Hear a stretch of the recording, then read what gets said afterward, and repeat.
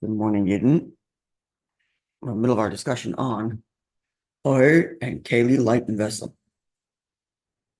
So as we explained, we're going to first focus on oil light, then Kaylee, and then oil and Kaylee. As I noted on Wednesday, once we get to Kaylee, oil and Kaylee are going to become, it's hard to imagine Kaylee without oil. Okay, so for oil itself, light. So we began by trying to search for why we're using this word specifically. And we're on a roll with using that as index. So the only entry for book one under the entries for oil for light comes in chapter 51. And in 51, we have this parenthesis that the text reads as follows before the parenthesis. Read it in English, page 270. We'll read it in English together if you'd like. Read it on page 270.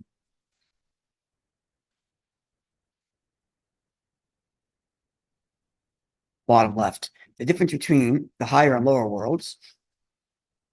Right? This is chapter 51 is discussing how God's presence is everywhere. And yet when God's presence is manifest, it's different between the higher world and the lower world. So the difference between the higher world and lower worlds is with regard to the stream of vitality, which the Ein Sof, blessed be He, causes to flow and illuminate in a category of, and here it's in quotations in the translation, revelation out of concealment, Giloy Ahelam. And then comes the parenthesis, which is one of the reasons why the influence and stream of this vitality is figuratively called light. So it's called light because of this, which the English puts in quotations, revelation out of concealment. So we mentioned briefly on Wednesday, and this is what I want to unpack today, is that this idea of Giluya Helam, revelation of that which is concealed, tells us three things, at least. There's others, but at least three things.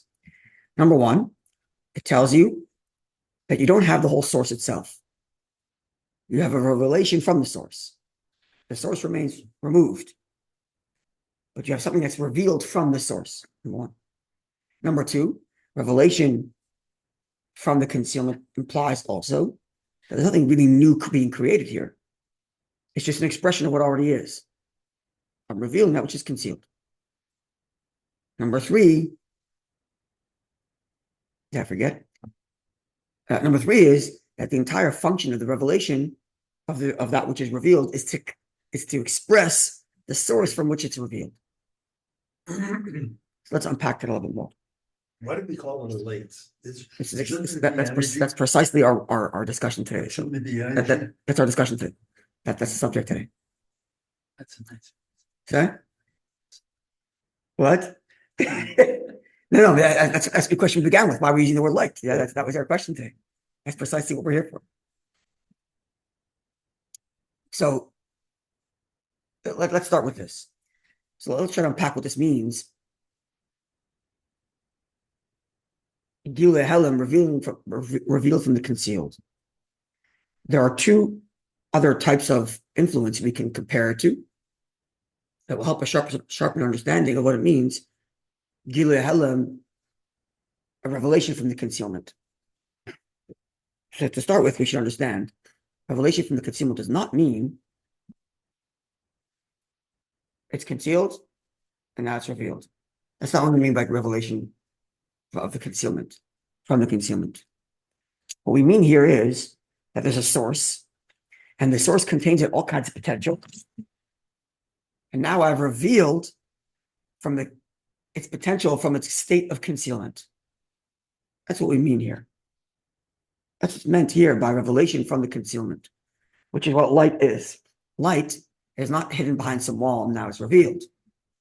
It could be that way. That's not how light is produced. Light is produced because inside the ball of the sun or inside the flame, there's the potentiality for rays. And as the rays emerge, it is revealing the potential that is contained within the source, the luminary, the sun, or the candle. That's the meaning here of revelation from the concealed. That's first of all, it's important to understand that. We're not talking about the barrier. We're talking about expressing and manifesting a potential. So prior to the manifestation of that potential. The potential existed, but only in a state of potential. And because it was only a state of potential, it was concealed. We hadn't manifested it yet. And now that it's been expressed outward, now it's revealed. Okay, that's the first thing we should understand when we say the words revelation from concealment, not a barrier being removed. Okay. Without getting into too much detail, but it's a very different type of concealment. When I'm removing a barrier thing like this, Like a perceivable expression. which one? This revelation, we can perceive a certain expression. Oh, I'll go even further than that. Because yes, so revelation usually means perception, right? Right. We can But perceive now whatever let's say this. expression So I go like this. It's not perceived to you because there's a tissue in front. There's a veil, and now it's perceived to you. Now the keys are perceived to you. right, of that particular expression of the potentiality. Oh, but however, here's why I'm making this distinction.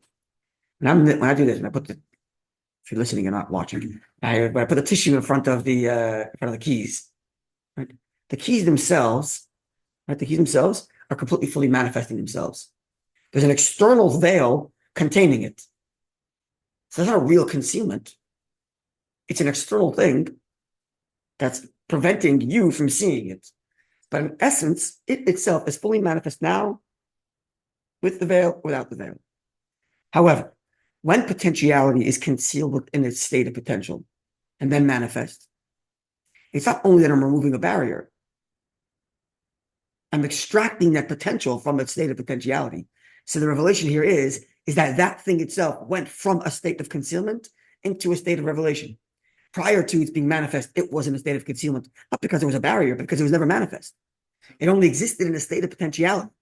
After it's been expressed out of its potentiality and manifest, now it exists in a state of revelation, not because of any barrier that was removed, but because it was now expressed. That's the meaning of something from nothing, right? Oh, it's not something from nothing. And that's very good. It's exactly where I want to go. Because there's two things I said we can compare it to. And the first thing I want to compare it to is creation, something from nothing. Because we said there's three things about revelation: concealed revelation, revelation out of concealment. What's the term in English? Revelation out of concealment. Creation is not a revelation out of concealment, because prior to the state of creation, it's not as if creation. It's not as if within the Creator there existed in potentia all creation. That's where we say it's yesh ma'ayin, it's something from nothing. So all three of the things that we said before about light will not be true of creation. Prior To creation and its relationship to the Creator. Creation is not singularly existing just to reveal the source as light. Its entire function is just to express the source. Creation doesn't do that. Why doesn't creation do that? Because creation didn't exist in potentia inside the Creator and now is manifest expressing the Creator. No. Light exists in potentia within the source, and when it's manifest, it expresses the source faithfully. Creation doesn't do that. There's a break between the Creator and the creation, in that the Creator is completely concealed from creation, which is why we call it something from nothing. Because prior to the creation state of existence, there wasn't anything for it. There was no conditions or potential under which creation makes sense prior to creation. And therefore, it's not going to exist in such a fashion which entire existence is to express the Creator. Not true. It conceals the Creator, actually. Right? What was the other thing? The other thing was compared to something else, which we'll get to in a second, which is that it's one of the other three things was that there's nothing new here. When it comes to light, nothing is new here. It existed in potential, now it's just expressing itself. In creation, it's not the case. It's something entirely new. There's a chiddush. There's a chiddush ma'aseh bereishis. There's a new thing called creation. Because prior to creation, there was no potential in which creation makes sense. That's the only instance of the something. It's creation. Yeah. There's a great commentary from the Ramban. If it's available in English, you should read it. On the first words of Torah, creation. And he explains on the second word of Torah, bara. Bereshit bara, creation. And he says, we have no other word to describe something which spontaneously emerges out of a state of, there's no reason why this thing should exist other than the word creation. Creation is a word we use to describe the coming into being of a thing from a state in which it didn't have any reason to exist. Prior to the existence of light, there's lots of reason for it to exist. There's a sun which has total potential for light. So even before the light emerges from the sun, there's lots of reason for the sun to exist. So it's not a chiddush yesh ma'ayin. It's not a something from nothing. It's revealing the potential state that the sun already has, that the luminary already has. The great distinction between God and the luminary, the sun, is the sun has no choice and must produce light. God chooses to manifest light. But nonetheless, we're using this, and that's where the analogy fails. Because of the reasons we just described, where light is nothing new, it's just a revelation of potential. Its entire function is to express the luminary, to express the source. Because of that, those three things, the sun has no choice and must shine. Because in the same way the light's entire definition is to express the sun's entire definition is to produce light, to produce these rays. And it's not true of God. It's not as if God is defined by expressing light. Nope. But his choice to express light is such that the light reveals him. And the light, here's the main point, is again, it's not a creation out of nothing. It's an expression of that which exists within him, whatever that means. And its function is to express his truth. Okay. Good. Why don't you click that? Because there's no such thing as nothing. Yeah, maybe we'll leave Yesh Ma'ayin for another time, but we're just using this to compare to the idea of light. And that again, creation something from nothing is the something that exists did not exist even in potentia prior to its existence. There were no conditions or potential or anything prior to creation under which creation would make sense. But even prior to the production of light, the conditions for light exist. All of it. There's a luminary. There's everything that light will be exists already within the source of light. And therefore, when the light emerges, it expresses its entire existence is to express, here's light. The light is after creation. Correct. So, a timeline I'm not going to get into because you have it's before creation also. You have infinite light. Hashem chooses to express infinite light even before creation is a thing. Right? Hashem himself, as a essential non-defined business, doesn't even have infinite. And he chooses to manifest infinite. Right? So he chooses to manifest infinite. That manifestation is metaphorically referred to as light. Because its entire function is it's not anything new. It's just an expression of God's truth. So nothing new here. So before its existence, so to speak, all potential already exists within God himself.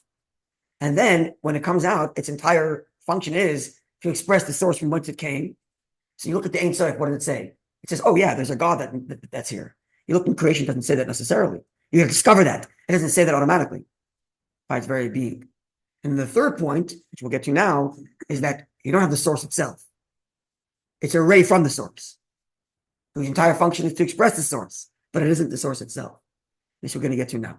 Before I get to that, is with the first point clear. The difference between something from nothing versus revealing that which already exists in potential. Another example of this is somewhat of an example, not a perfect example, but another example that we have in our own experience. Think of the way in which ideas emerge from my ability to create, from my ability to think, versus the way emotions are born out of my understanding. Okay, the ideas. Okay, this makes a different point, but let's just go down this road. Ideas, when they emerge from my ability to make ideas, right? So I have, Mayor Hackable mentioned the other day, the koyach hamaskil. I have in my mind the capacity to produce ideas. And every now and again, I get lucky and a good idea comes out.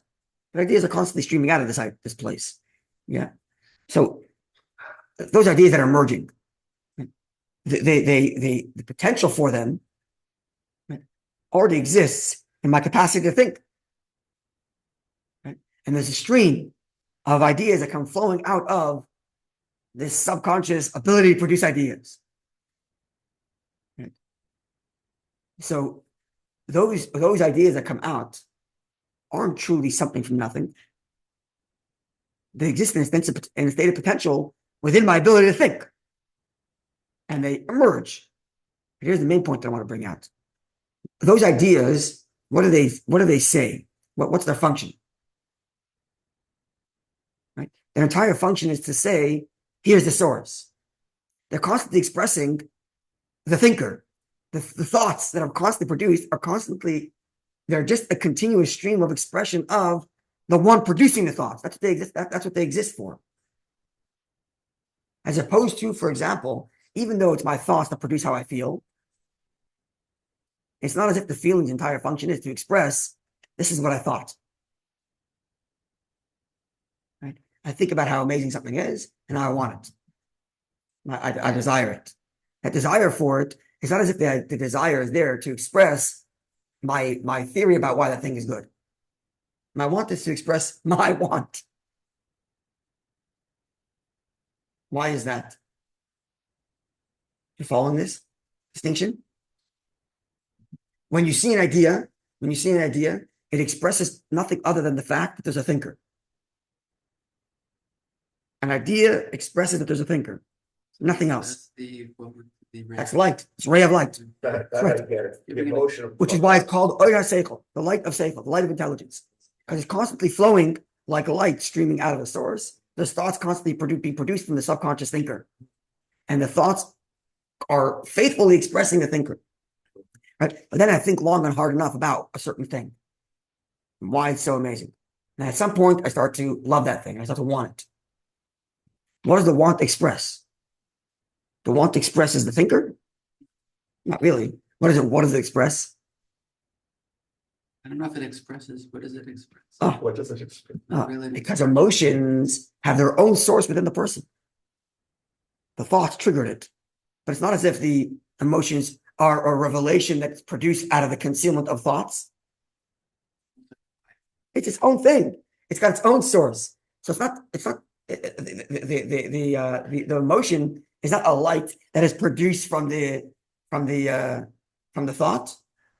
It's its own thing. That's a byproduct of the thought. Yeah, it's what Chassidus calls ilav olol, cause and effect, where one thing causes the next, but the next thing is not like an expression of the first one. It's not light and source, right? So they're actually we now have actually three different ways in which there can be a production and its relationship to the source. Something from nothing, in which in the state of nothing, there's no potential for the something. It's a completely new, novel thing. And therefore it doesn't express in its existence the source. It's something from nothing, that's one.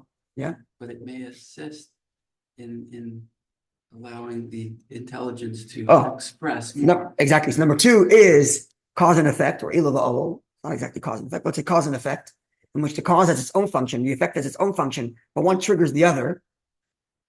And then you have light and source. Or more. When you have light and luminary, the light has no other function. Unlike the emotion that partially is affected, is produced by the thought, but it also has its own functionality. We cannot say that the emotion's entire function is to express the thinking. Not true. It partially expresses my thinking, but sometimes those emotions can get way out of hand, way beyond how I thought about it to begin with. Disproportionate, let's say, and I want it way beyond what I thought about it, whatever, because the emotion has its own function, which is to express how I feel. Right? Light cannot be said to have any other function but the revelation of the source. Right? So it's different than the cause and effect model, and it's different than the something from nothing model. The something from nothing model is not to reveal the potential that was. It's an entirely new thing, and therefore will exist and function in a way that's independent from its source in its own perception of the self. The cause and effect, okay, the emotions are aware of the thought from which it came from, certainly, and it points to some thought, but it's got its own functionality completely. I'm not going to call it a faithful expression of my thinking, because again, it's not a revelation of concealment. It's its own function. It's a cause and effect. Whereas light and its source, because it's a revelation of that which was in potential. Within the source, there was a potential. That's all the source of thought or the source of light was just a source from which there's going to be all this expression.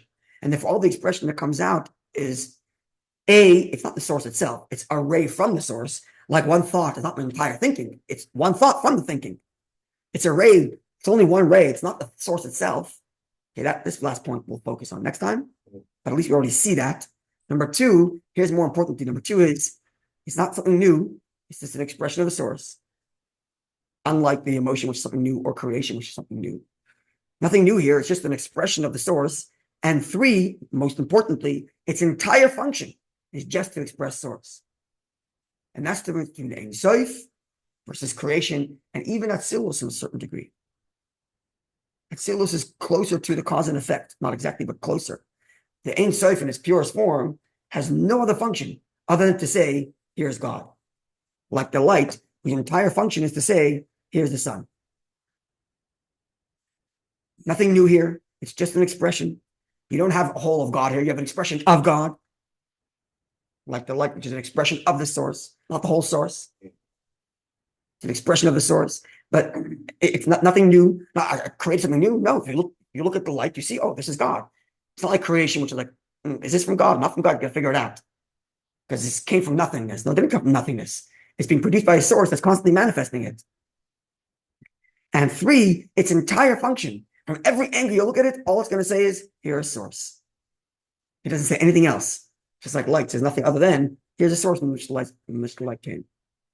Can you say it's like a dream where the source comes into you and you take over? Not exactly. Who's taking over the light? Who's taking over the light? No, the light comes to you. No, I'm saying physical light. Who's taking it over in your analogy? Nobody, right? Because the point here is that the light doesn't, which is another point. The light is not, okay, we'll get to this when we talk about Ur and Kali, but the light is not intrinsically affected by that which you interact with. Light bounces off a bunch of things, but the light remains light. That's all it is. Because again, the light has no other function but the expression of the source. It doesn't get manipulated by the things that it interacts with. Ein Sof is the expressor of its source. And so the infinite expression of the source, right? The infinite, that's what's called Ein Sof. It's called the light with no end because it's the infinite expression of the source. Which is, it's still just an expression. it's just an expression, but it's an absolutely faithful expression. So it's still only an expression because it isn't God's essence himself. God's essence himself is not defined even by being infinite, but it's the purest expression of the source, precisely. The purest expression of the source, and therefore has no function other than I'm expressing source. You were comparing that to something else. Was it the Atzilus? So Atzilus is also not in the purest form, because it's already interacting with Kali. It's already getting definition. Here's the light of Chachma, here's the light of Chesed, here's the light of Bina. So it already has some expression. It's still. So we don't get a direct revelation from Ein Sof. We get it from Oh, Atzilus. and that's what he's saying here. The difference between the higher worlds and the lower worlds is to what degree is that light revealed. And in our world, the light is revealed in the least possible manner. From Through a whole myriad of chains of concealments and concealments to the point that the light is almost non-recognizable. Right? But yes, that makes a difference between one world and the other world. Because the light itself does not change based on where it's shining. Because its entire function is going to be faithful to the source. It doesn't make a difference where it is. The difference is to what degree am I experiencing that? That's the only difference. That's exactly the point he's making. So in Atzilus, they experience it more. Our world experience it less. And in the infinite before Atzilus, that's all it is. It's just pure expression. Light, a ray of light.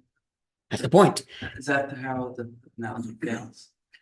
Then the analogy fails in one critical way. The ray of light is different in revelation from higher worlds or to us. That's where the analogy doesn't fail us. In that the light remains essentially the same light, whether it's in Atzilus or in our world. This is in the receivers. How much do we experience it? Right? Right. Is there a cloud in the way? Or is no cloud in the way? Do I have a window or do I have a door? Do I have a peephole? Right? But the light itself remains the light. The one place where it fails terribly is that the sun has no choice. It's got to shine. And everything I described about the relationship between the light and the sun is because the sun has no choice but to shine. It's a ball of potential for light, and therefore it's going to produce light, and if the light's going to be faithful to it, and so on and so forth. When it comes to Hashem himself, even manifesting light is by choice. Filters come. Sorry? Where does the filters come into? Okay, that we'll have to get to when we talk about Kali. Because the Kali are those filters. That's what we'll have to talk about when we get to Kali. But now we understand how light is different than creation, something from nothing, and could differ from cause and effect. Yeah, we clear? Okay. I'm out of town tomorrow, but God willing, Wednesday morning we'll continue. Just driving to New York, it's not Bellin Lazard site. So my wife and I are driving in. Wednesday morning we'll continue. On Wednesday morning we'll talk more. There's a little bit more I want to talk about light, because there's one comparison that I want to do And then we'll get to, God willing, Kaylee as well. Sure. Wonderful day. That brought some clarity. There's a lot to think about, but Yeah, exactly. I got to this again tonight. the thing is, it's Like, there's I gonna be hundreds of- understand it, but I, if you asked me to repeat it, I couldn't you have repeat to really spend a lot of time thinking about it. Actually, Okay, wonderful day. intelligence